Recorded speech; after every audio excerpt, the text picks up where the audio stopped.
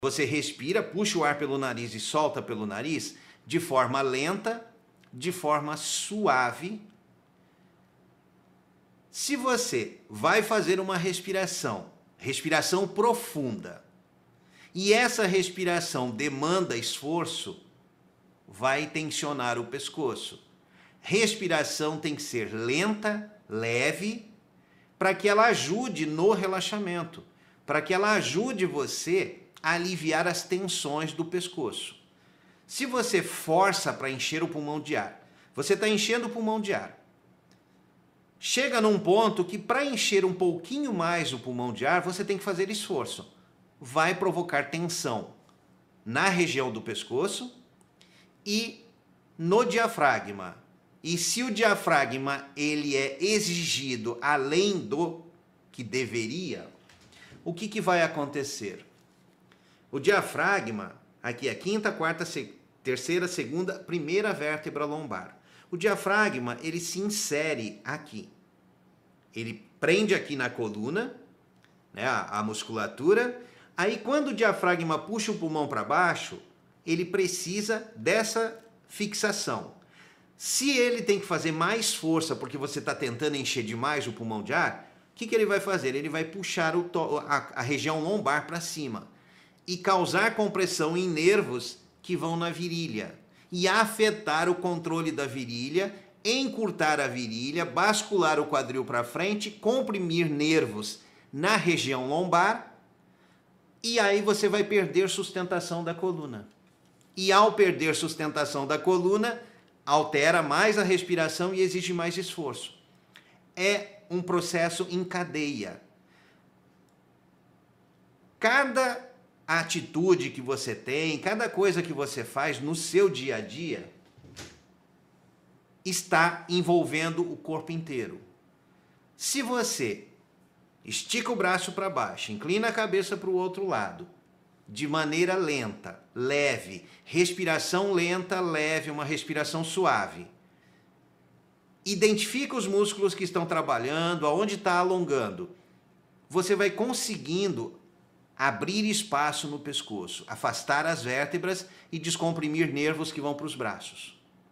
Dessa maneira, você aumenta o controle, estabiliza, controla melhor o músculo, estabiliza mais seus movimentos e não tem tremores nas mãos, ou controla os tremores das mãos. E eu posso dizer isso até para pessoas com Parkinson. Em 2002, início de 2002, final de 2001, início de 2002, eu tive um paciente com Parkinson. Esse senhor tinha 60 anos. Eu estou falando senhor porque na época eu era mais novo e ele parecia mais velho que eu, assim, então a aparência, eu falo de senhor, mas ele tinha a minha idade. A idade que eu tenho hoje, né? E com um mês praticando os exercícios e aprendendo a relaxar, os tremores dele diminuíram pela metade. Em 2003, eu tive um outro paciente, aí esse tinha 70 anos, Parkinson, tremores nas mãos, tremores no corpo todo, mas a mão era bem visível. E quando ele ia para a clínica, deitava no tatame e começava a fazer o relaxamento, os alongamentos, os exercícios, e relaxava, a mão dele parava de tremer. E quem chamou a atenção disso foi o neto, porque eu estava dando atenção a todos os pacientes. Não tinha observado que esse senhor, ao deitar e relaxar, parava de tremer as mãos, parava completamente o tremor. Aí ele mudava de posição, tinha tremores, mas estando numa posição do alongamento, quando ele mudava de posição, tremia, mas quando ele se posicionava e fazia o outro exercício que eu estava orientando, parava de tremer novamente. E como eu falei, eu tive tremores nas mãos quando eu era adolescente, até começar a praticar os exercícios aos 34 anos, eu ainda tinha, em muitos momentos, tremores. Eu parava, colocava as mãos assim e as mãos começavam a tremer, em qualquer posição. E aquilo incomodava, mas eu não investiguei o que era. Só que com a prática dos exercícios, parou. Hoje eu não tenho mais. Eu estou há 26 anos praticando os exercícios. E eu fui acompanhando várias pessoas com diagnóstico de Parkinson, com tremor essencial, e todas essas pessoas tiveram redução dos tremores até parar o tremor. E teve uma senhora que eu atendi de 87 anos, aos 89 o médico retirou a medicação de Parkinson dela. E o ano passado a filha mandou mensagem, porque ela faleceu com 101 anos. Foi numa das lives que a filha estava e ela comentou isso. Nos comunicou. Mas a coluna, a partir do momento que ela comprime o nervo, altera a comunicação do cérebro com o membro superior. Coluna cervical aperta os nervos que vêm para ombro, braço, até a mão, e altera a força, porque o controle de força é feito pelos nervos. Para fazer um comparativo, se você tem um carro potente, eu sempre falava uma Ferrari, 700 cavalos de potência, um carro de Fórmula 1. Tem o tanque de combustível e tem o motor. E do tanque de combustível até o motor tem uma mangueira.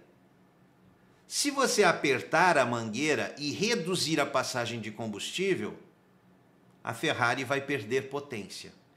Quando a coluna aperta o nervo que vai do cérebro até a musculatura, para o cérebro mandar o comando para fazer os movimentos, para ter força, se apertar, bloqueia parcialmente a passagem dos estímulos, bloqueia o controle de força. Bloqueia também o controle da estabilidade. E aí iniciam-se os tremores. Uma outra experiência que eu tive foi todas as vezes que eu mudei de casa, que carregava caixas, empacotava, fazia bastante esforço. Enquanto estava fazendo esforço, estava com firmeza nas mãos. Mas depois que terminava de carregar todas as caixas, lá no final do dia eu deitava um pouquinho, eu sentava para descansar, tremores. E isso também está relacionado à compressão dos nervos.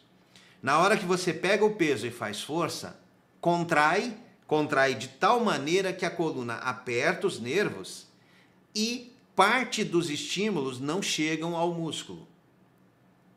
Fica represado. E no momento que você relaxa para descansar, os estímulos passam, porque eles foram gerados, mas represados. Quando eles ficam livres, o nervo fica livre, esses estímulos vão até a musculatura e o músculo reage, o músculo treme.